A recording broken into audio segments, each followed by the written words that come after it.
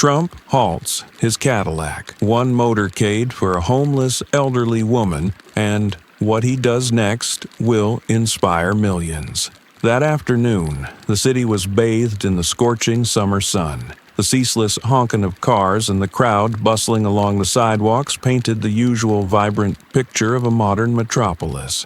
Amid this hurried atmosphere, Donald Trump's Cadillac One motorcade cruised by, exuding authority. The lead car gleamed under the blazing sunlight, drawing every eye toward its commanding presence. Inside the car, Trump was focused on a report being delivered by one of his advisors. The assistant's steady voice filled the cabin, but Trump's attention was suddenly drawn outside the window. What he saw made him pause. Amid the crowded sidewalk stood a frail elderly woman. She was so diminutive that she seemed to be swallowed by the rushing crowd. Her hair was stark white, her face deeply etched with wrinkles from time and weariness. In her trembling hands, she held a worn piece of cardboard with faded yet unmistakable words. "Please help me. My granddaughter needs a miracle." Her eyes held a quiet plea, as though waiting for someone to notice. Yet, every passerby simply walked on.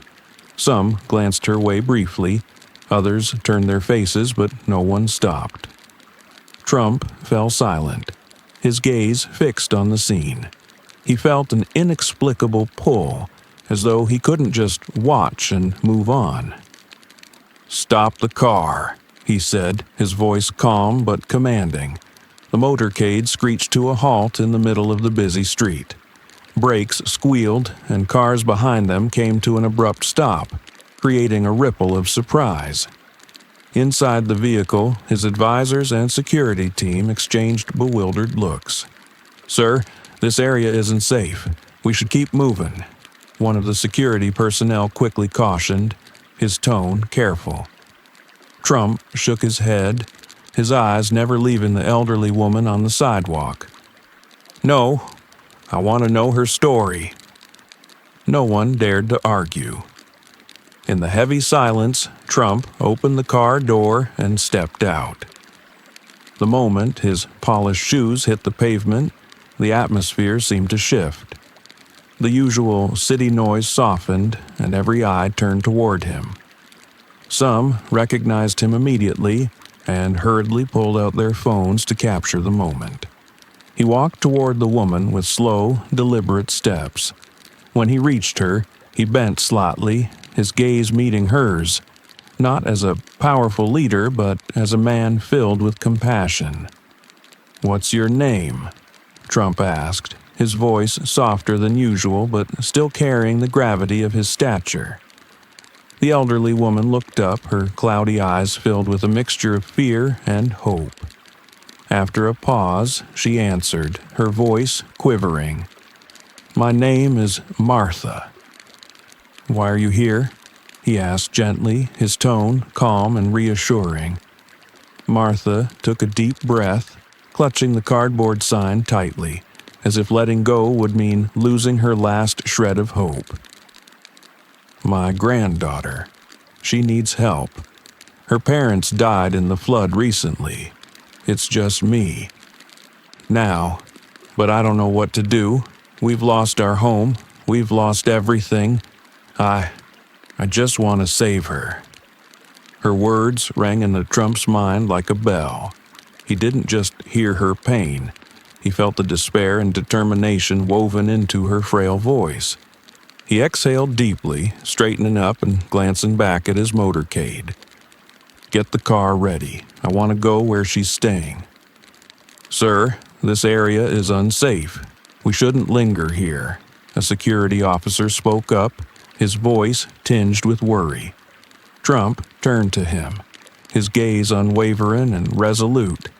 "If she can live there, I can visit. If you're scared, feel free to stay behind." No one dared to protest. In the stillness that followed, Trump placed a reassuring hand on Martha's shoulder, his eyes filled with determination. "Lead the way. I want to meet your granddaughter." Martha stared at him, her eyes glimmering with a spark of newfound hope. She nodded, her steps slow but resolute, as she guided Trump and his motorcade toward a journey none of them could have predicted, one that would change everything. Mrs. Martha walked slowly, her frail figure seeming to buckle under the weight of memories and responsibilities. Her hands clutched tightly onto an old worn sign, as though it was the last tangible piece of her life she could still hold on to. Behind her, the motorcade of Cadillac One crept along, creating a surreal scene in the bustling neighborhood. Trump walked beside her, his eyes fixed on her small, stooped frame. He could feel the burden she carried in every step she took. "Mrs. Martha, what happened to your family?" Trump broke the silence, his voice warm but filled with a serious undertone. Mrs. Martha paused for a moment before turning to look at him. Her cloudy eyes reflected a deep sorrow, but also a glimmer of resilience. "It was the biggest flood I've ever seen," she said, her voice trembling. "The water rose so fast, faster than we could do anything. My son, Jack, and my daughter-in-law, Laura, tried to get Emma to safety, but they didn't make it." Her voice quivered and her hands gripped the sign tighter, as though trying to suppress the surge of emotions threatening to overwhelm her. "Jack yelled at me to take Emma and run. He and Laura said they'd figure out a way to escape later, but the current, it was too strong. It swept them away. I couldn't do anything, except hold Emma tight and pray. When I found my son, it was too late." Tears rolled down her wrinkled face, but her voice continued, steady yet full of pain. "We lost everything. Our home, our belongings, our memories. Now it's just Emma and me, trying to survive each day. But I'm old, and I can't give her the life she deserves." Trump stood silent for a moment. Her story wasn't just about personal tragedy. It painted a broader picture of countless families enduring loss and despair. "What have you been doing since then?" Trump asked, his voice low. Mrs. Martha lowered her head, her shoulders sagging even more. "I've done whatever I could, from cleaning houses to collecting recyclables, but I'm not as strong as I used to be. No one wants to hire me anymore. In the end, I took to the streets with this sign, hoping someone would stop to help, but they just pass by, as if I don't exist." Trump said nothing, but his gaze grew heavier. He watched her walk on, her steps slower now, weighed down by her story. They turned into a narrow alley. On either side, the walls were worn and cracked, with broken bricks scattered along the ground. The motorcade behind them was almost swallowed by the oppressive atmosphere and the stench of garbage strewn about. "We're here," Mrs. Martha said softly, pointing to the end of the alley. Before them stood a makeshift shelter, cobbled together from plastic sheets and scraps of wood. The torn tarps revealed a cramped space inside, barely big enough for two people to lie down.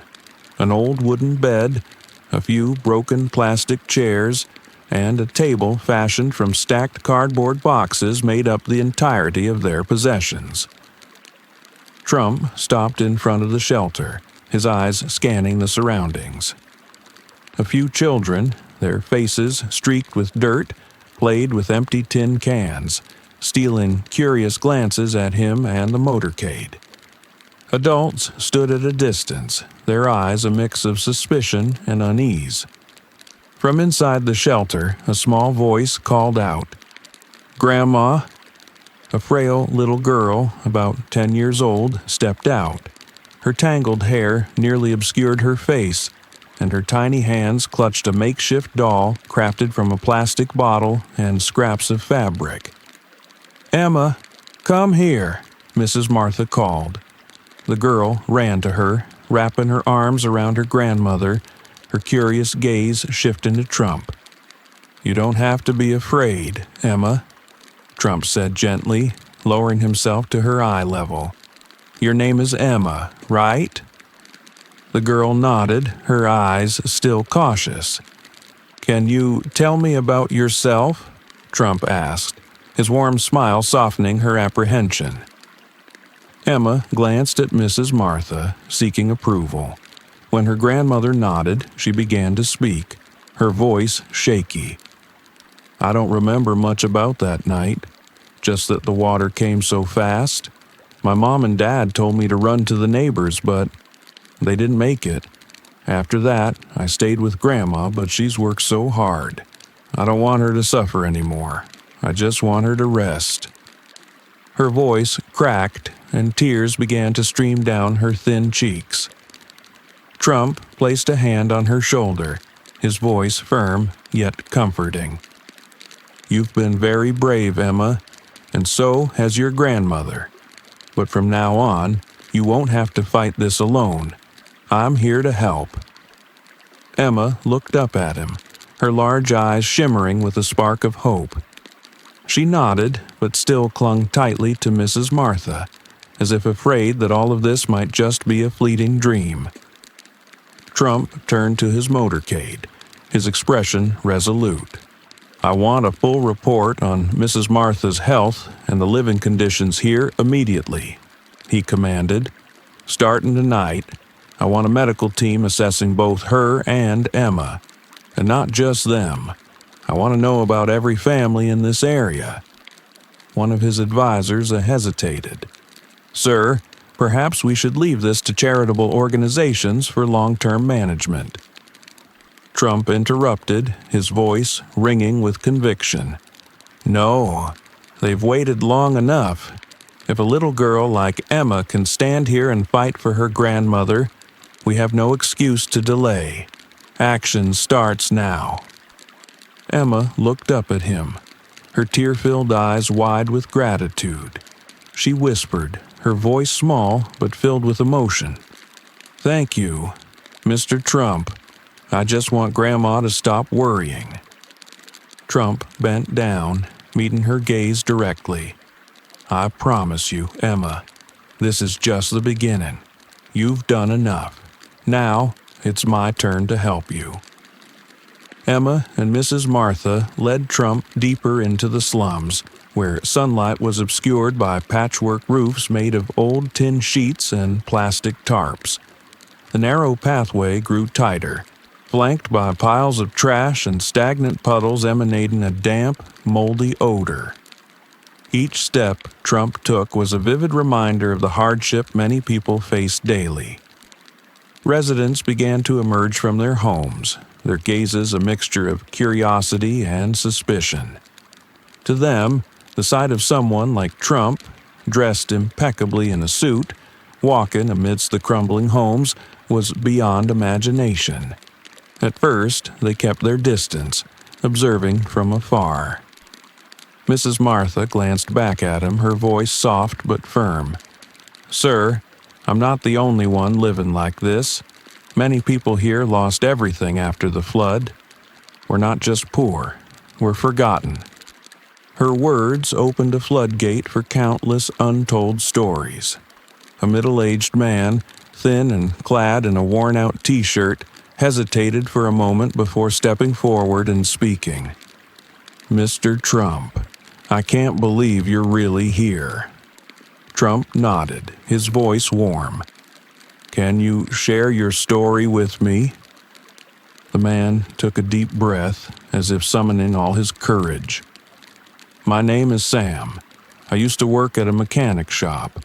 After the flood, the shop was completely destroyed. I lost my job, my home. Now, it's just me and my 2 kids. I've been trying to find work, but no one wants to hire someone like me. No qualifications, nothing left. We survive on meager charity meals and days spent scavenging recyclables.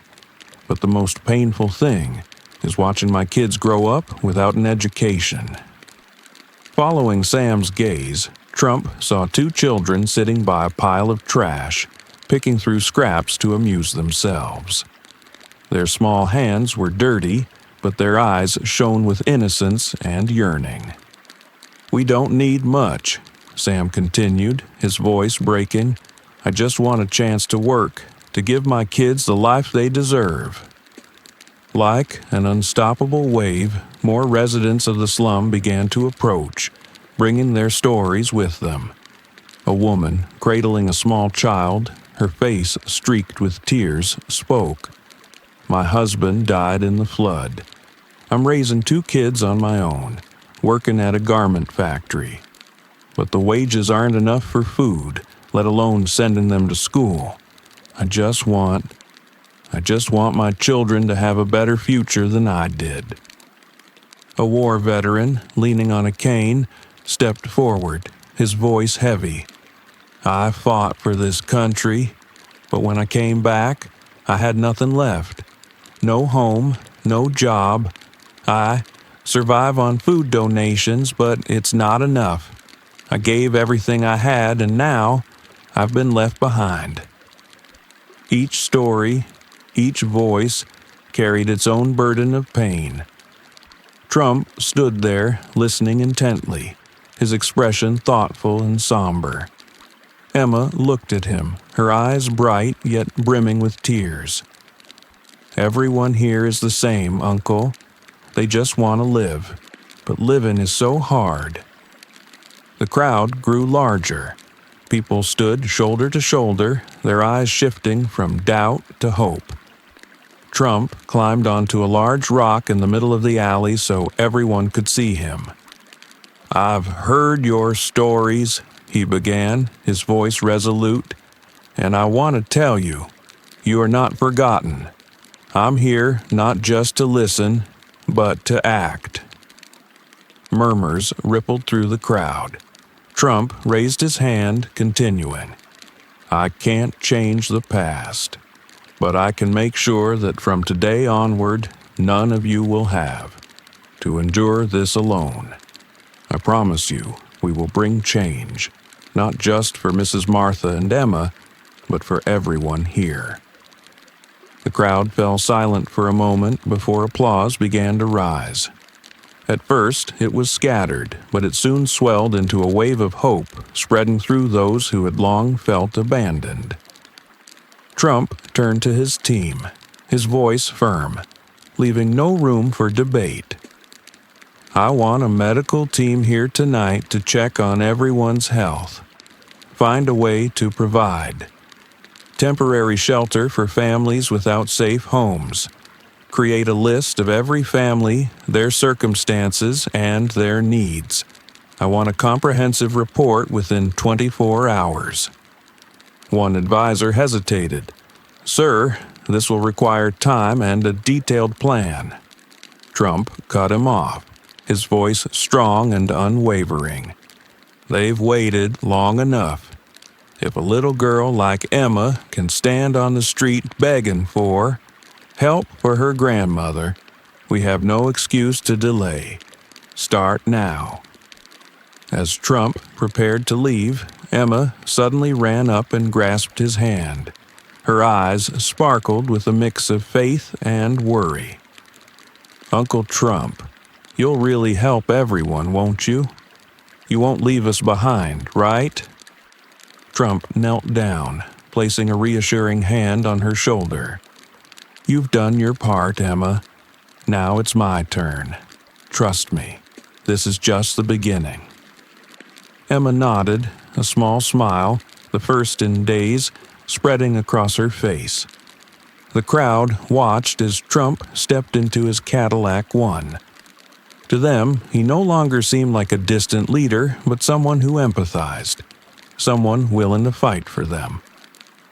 As the convoy began to move, Trump stared out the window, his gaze contemplative yet determined. He spoke softly to the advisor beside him. "I made a promise, and I intend to keep it. Get everything ready. This journey has just begun." The next morning, the slum was unusually quiet, but the silence was quickly broken as large trucks carrying medical teams Relief supplies and social workers rolled in. The sound of engines and hurried footsteps echoed through the streets, drawing the curious eyes of the residents. Emma grabbed Grandma Martha's hand and pulled her to the front of their small tent. The little girl couldn't hide her excitement. "Grandma, they're here! They really came!" Grandma Martha stood frozen, tears welling in her eyes. For years, she had grown used to empty promises dissolving into silence and every glimmer of hope crushed by indifference. But today, something was different. "Yes, Emma, they're really here," she whispered, her voice trembling. From their tent, they could see the medical workers and volunteers unloading supplies and setting up temporary medical stations. Tables piled with food and water lined the narrow pathways. Groups of residents, initially hesitant, began stepping out of their homes, their eyes filled with astonishment. Healthcare workers moved from house to house, conducting health checks. They discovered numerous cases of malnutrition, untreated illnesses, and serious infected wounds. When it was Emma and Grandma Martha's turn, a young doctor knelt and asked gently, "How long have you been enduring this pain?" Grandma Martha gave a weary smile. "I don't remember any more. I just know I have to keep going. For Emma, she's all I have left." Emma squeezed her grandmother's hand tightly, her eyes shining with determination. "We're not alone anymore, Grandma. They'll help us. I promise." The doctor's eyes glistened with emotion at Emma's words. He prescribed medication, gave detailed instructions, and promised to follow up on Grandma Martha's health in the coming days. The arrival of the medical team not only provided help, but also sparked a flame of hope in the hearts of the residents. News of Trump's initiative spread quickly beyond the slum. Charities and large corporations began to take notice and join in.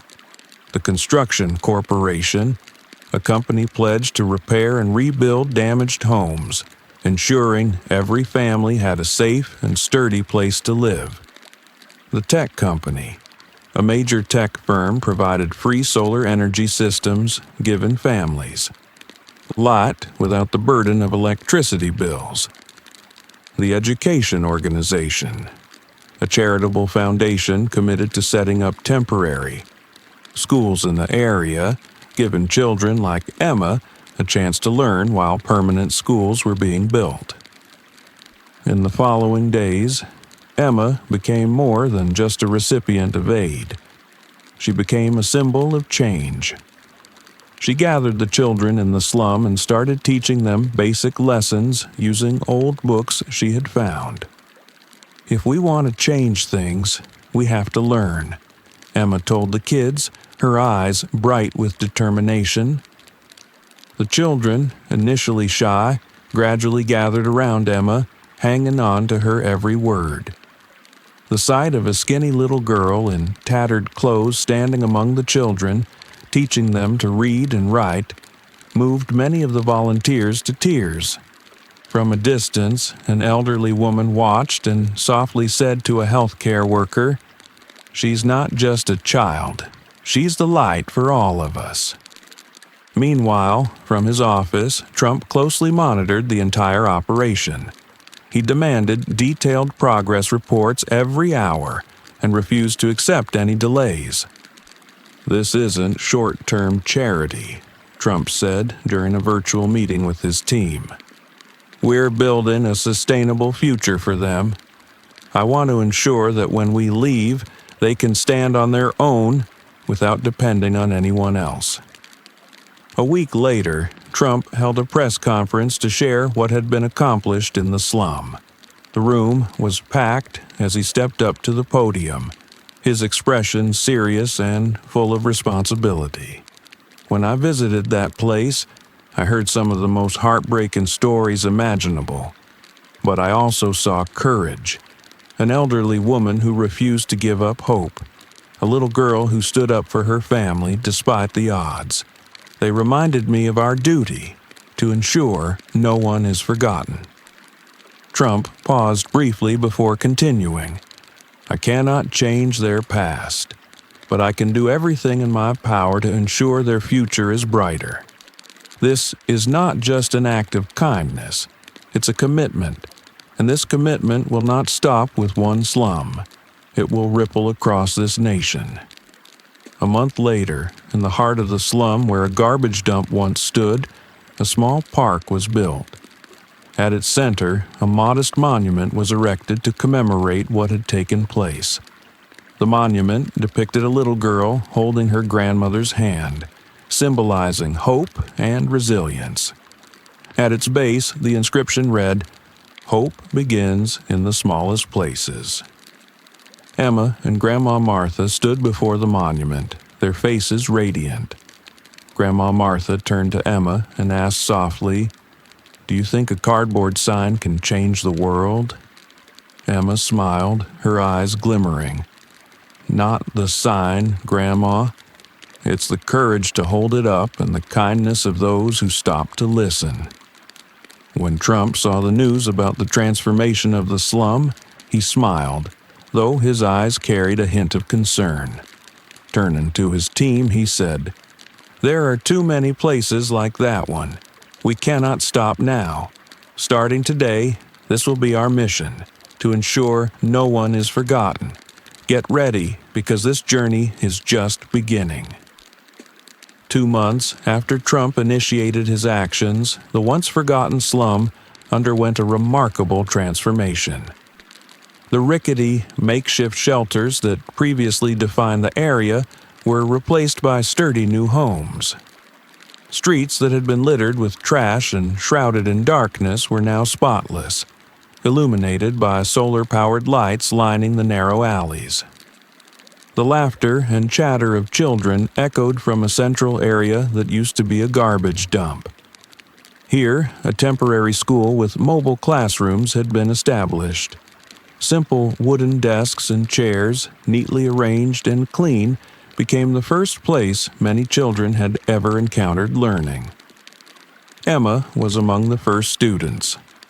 Not only did she eagerly absorb knowledge, but she also took it upon herself to help other children. Emma became a source of inspiration, a living symbol of change. I believe that if we can learn to read and write, we can achieve so much more. We won't be afraid anymore, and I want my friends to feel the same. Emma told a volunteer teaching her how to mentor younger children. The community where Martha and Emma lived wasn't the only one to receive attention. The Hope for the Forgotten movement began to spread, sparking similar initiatives in numerous areas across the nation. Contributions from major organizations. 1. Construction companies. A major firm funded the construction of over 50 new homes for struggling families, pledging to maintain housing quality for at least 10 years. 2. Tech companies. Installed solar energy systems in impoverished communities, reducing electricity costs and providing light to families who had lived in darkness. 3. Educational organizations. Set up temporary schools, provided free teaching materials for children, and organized vocational training classes for adults. Community actions. 1. Students in schools. Organized donation drives for used textbooks, school supplies, and clothing, which were sent to underprivileged areas. 2.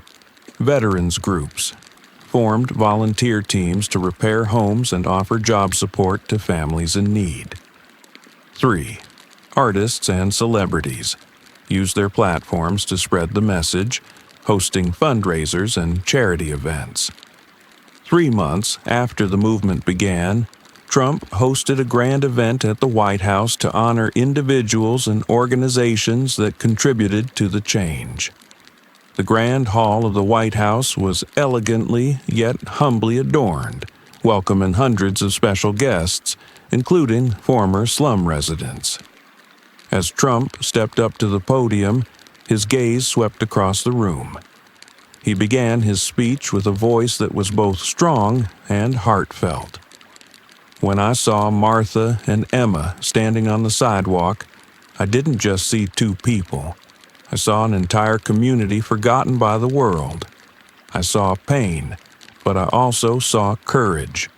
Change doesn't begin with grand gestures. It starts with small acts, like Emma standing up for her grandmother. Today, we're not just celebrating them, we're making a collective promise. No one will be left behind again. After his speech, Trump called Emma and Martha to the stage. The room fell silent as the grandmother and granddaughter stepped up, holding hands tightly. Emma, dressed in a simple white dress, scanned the crowd. Her eyes shone with a confidence she had never known. "I'm just a kid with an old cardboard sign," she began. "But because people stopped to listen, my grandmother and I aren't alone anymore.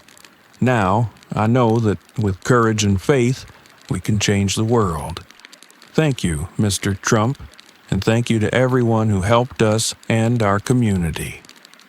The hall erupted in applause. Many couldn't hold back their tears, looking at the young girl as a beacon of hope and resilience. Months later, in the area that had once been a garbage dump in the slum, a monument was unveiled. The statue depicted a young girl holding hands with an elderly woman, with new homes in the background. At the base of the monument were the words, "Hope begins in the smallest places." Emma and Martha attended the unveiling ceremony. Martha whispered, her voice trembling with emotion, "Did you ever think your cardboard sign would lead to this?" Emma smiled, her eyes gleaming with determination. "It wasn't the sign, Grandma. It was the kindness of those who stopped to listen." The story of Emma and Martha didn't end with one slum. Inspired by the movement, many other communities across the United States began receiving help. In the South, a flood-stricken community was provided funding to construct a new levee system, ensuring long-term safety. In the Midwest, homeless veteran families received free housing and vocational training programs to secure stable jobs. In the West, a community school was built in a remote mountainous region, offering educational opportunities to hundreds of children. The movement didn't just transform the lives of the poor. It awakened a sense of collective responsibility across society. Watching the news about the slum's transformation, Trump smiled, though his eyes remained contemplative. A nearby advisor asked, "How do you feel about all this?" Trump replied firmly, "I didn't do this to feel good. I did it out of duty, and this duty doesn't end here. There are still places like that slum. We can't stop now. This is just the beginning." Turning to his team of advisors, his voice brimmed with determination. "Prepare the next plan. This journey has no end. We will keep going until no one has to live like that anymore." More than 6 months after the Hope for the Forgotten movement began, the slum where Martha and Emma once lived had transformed into a model for change. The trash-filled streets were now paved with clean bricks. Ramshackle homes were replaced by sturdy small houses built through donations from charities and government initiatives. At the heart of the community, where once a garbage-strewn vacant lot stood, there now lay a small park with lush green grass, playgrounds for children, and a fully equipped recreational area. A small stone monument had been erected there, depicting a young girl holding the hand of an elderly woman, a symbol of resilience and hope. Emma stood in the middle of the park, tightly holding Martha's hand, watching children play around them. "Grandma, is this a dream?" Emma asked, her eyes brimming with joy. Martha smiled gently, her wrinkled hand stroking the little girl's hair. "No, Emma, this is real, and it all started with your courage." The movement initiated by Trump did not stop at just one small community, but spread across America. From the flood-stricken South to the remote West, where children walked for hours to reach school, relief and development plans were being implemented at unprecedented speeds. 1. Housing projects. More than 10,000 homes were built or repaired for low-income families within 6 months. Major construction companies agreed to cut costs and expedite progress to ensure that families once living in temporary shelters had safe housing before winter. The houses were more than just shelters. They were equipped with solar power systems, clean water access, and shared community spaces to encourage social bonding. 2. Education and training. Programs. Vocational training centers were established in impoverished areas, offering free courses in mechanics, construction, and IT skills. Mobile schools were deployed in remote regions, bringing educational opportunities to thousands of children like Emma. 3. Community health care services. Mobile health clinics were sent to underserved areas, providing free checkups, medications, and vaccination programs. Those with chronic illnesses or requiring surgery were supported in traveling to major hospitals for treatment. As the movement grew, Emma's story became an inspiration for millions nationwide. Emma, once a little girl with a humble cardboard sign, now symbolized the power of courage and belief. Emma was invited to major events to share her story. At the launch of an educational support program for underprivileged children, she stepped onto the stage, holding Martha's hand tightly. "I once thought I was too small to change anything, but I've learned that when we dare to stand up and ask for what's right, the world listens. I don't just want to thank Mr. Trump. I also want to thank everyone who helped my grandma and me. You didn't just change our lives, you gave me a chance to dream."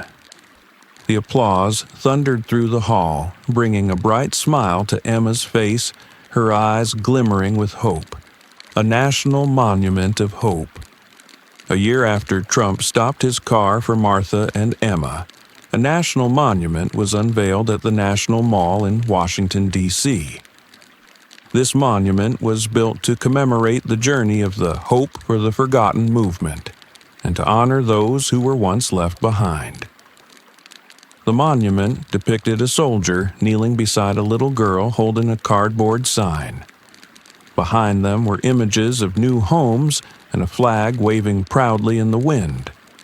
Inscribed on the base of the statue were the words, "They gave everything. Now, it's our duty to never forget." The dedication ceremony drew thousands, from volunteers and charities to families who had benefited from the movement.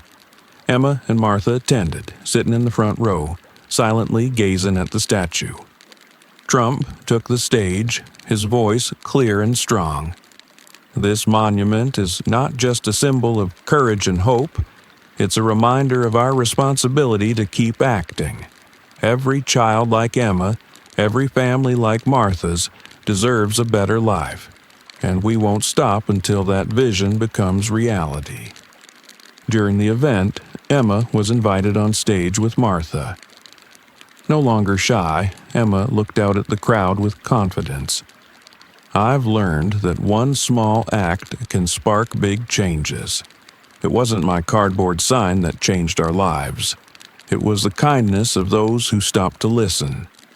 I hope every one of you here continues to do the same for those in need." As Emma's words echoed, the crowd stood and clapped, their applause unending.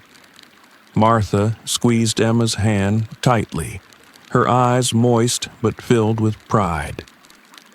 "Emma," Martha whispered, her voice trembling, "you haven't just changed my life, you've changed the world." As Trump's motorcade left the ceremony, he sat silently, staring out the window. A nearby advisor broke the silence. "You've accomplished so much. Is there anywhere else we need to go, sir?" Trump turned to him, his gaze sharp yet filled with emotion.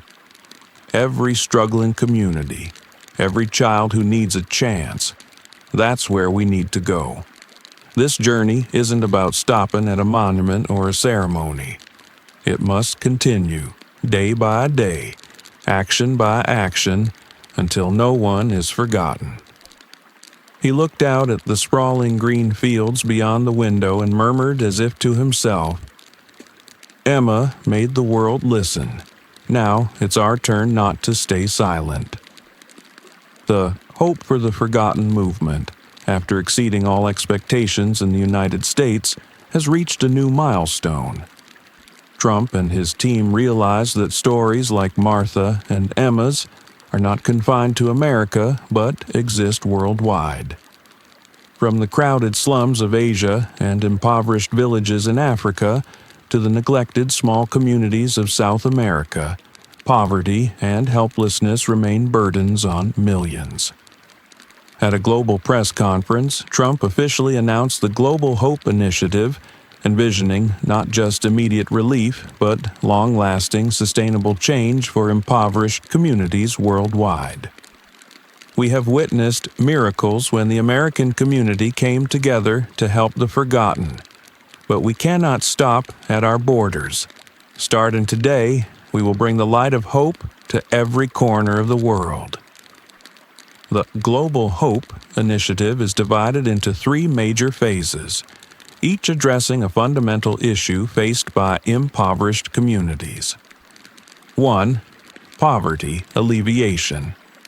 Global Clean Water Project, partnering with international organizations and tech companies to build water filtration systems in villages across Africa, South America, and Southeast Asia, where millions lack access to clean water. Food aid and agricultural reconstruction, providing emergency food supplies to areas affected by disasters and conflicts while training farmers in sustainable farming techniques. 2. Education and training, building schools in remote areas, creating educational opportunities for children in regions where schools remain a distant dream. Global scholarships, offering scholarships to outstanding students from impoverished communities, giving them the chance to study at top universities worldwide. 3. Comprehensive healthcare services.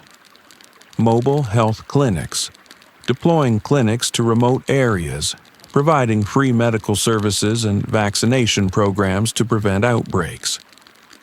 Maternal and child health care.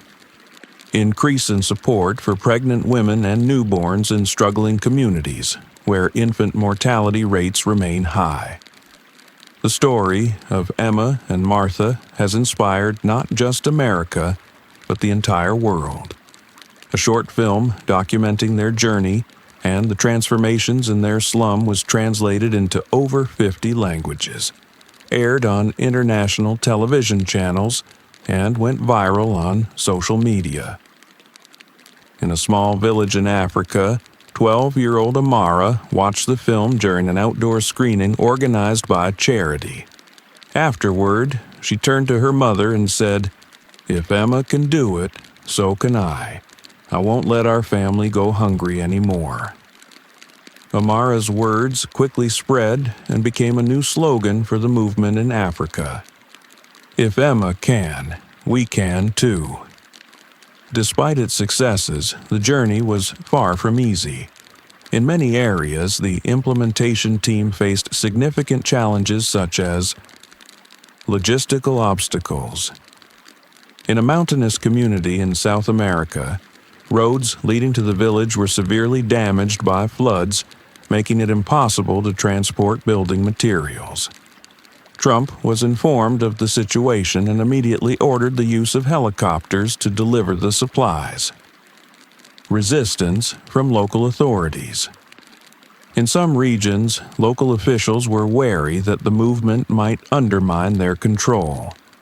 Trump dispatched a special diplomatic team to work with local governments, ensuring that the initiative's goal was to benefit everyone without threatening their legitimate interests. Funding shortages. Several major projects stalled due to delays in funding. Trump organized a global fundraising event, bringing together major donors and businesses, raising over $1 billion to sustain the projects. To mark the one-year anniversary of the Global Hope movement, a grand event titled the Global Hope Festival was held in New York. Thousands of people from around the world, including those who had been helped, volunteers, and representatives from charitable organizations, gathered to share their stories. Emma was the special guest of the event. Now a confident teenager, she stepped onto the stage with Martha to share her story. "I once thought I was too small to make any difference, but thanks to everyone's help, I've learned that with enough courage, we can achieve great things. I hope my story inspires all of you to stand up and bring hope to others." A boy from Africa, who had received a scholarship through the movement, approached Emma after her speech and said, "Because of you, I dared to dream. Thank you, Emma." Emma held his hand and smiled warmly. "We can all do it if we don't give up hope." At the festival, Trump delivered a closing speech, emphasizing that this journey was not just a temporary project, but a long-term responsibility for all of humanity. Every child like Emma, every community like Martha's, reminds us that no one deserves to be forgotten. This journey will not end until everyone in the world has the opportunity to live a life of dignity. This is not the end. It is the beginning of a bigger, stronger vision. As Trump's motorcade left the event, he sat silently, his gaze distant. An advisor asked, "Sir, you've accomplished so much. Do you think there will ever be a day when we don't? Need movements like this?" Trump smiled faintly, his voice reflective. "That is my greatest dream, a day when the world no longer needs this movement. But until that day comes, we must continue. This journey is not mine alone. It belongs to all of us, and we must not stop." 5 years after the birth of the Hope for the Forgotten movement, its impact has surpassed all initial expectations. Across the globe, from impoverished communities in Africa and Southeast Asia to war-torn regions in the Middle East, the movement has ignited hope for millions. In the United States, the once slum area where Martha and Emma lived has transformed into a beacon of change. Now known as Hope Village, it stands as an exemplary community with modern homes, a state-of-the-art school, and a free medical center serving all residents. Emma, now a young adult, frequently teaches at the village school, inspiring a new generation of children. The old cardboard sign she once held on the street hangs in her classroom as a poignant reminder of the power of courage. "If I could change the world with just a sign," Emma asks her students during a lesson, "what can you do with this fully equipped classroom?" A shy boy raises his hand. "I'll study to become a doctor, so no one will have to be afraid of sickness anymore." Emma smiles, nodding. "I believe in you. We can all make a difference." The story of Emma and the movement, spearheaded by Trump, has spread worldwide, inspiring not just Americans but people in developing nations as well. The Global Hope Initiative was launched on a larger scale, focusing on 3 key areas. 1. Eradicating poverty. global clean water project. Over 5,000 water filtration systems have been installed in villages across Africa and South Asia, providing clean water to more than 10 million people. A mother in Kenya shared, "My children used to be constantly sick from dirty water. Now, we have clean water, right here in the village. It feels like a miracle." Seeds of Hope Program. This initiative provides seeds and modern farming techniques to rural communities, helping them achieve self-sufficiency and escape poverty. 2. Education. School construction. More than 1,000 schools have been built in remote areas where children previously had to walk for hours to reach a classroom. A young girl in Peru said, "I no longer have to study under a leaky roof. Now I can dream of becoming a teacher." Global Hope Scholarships.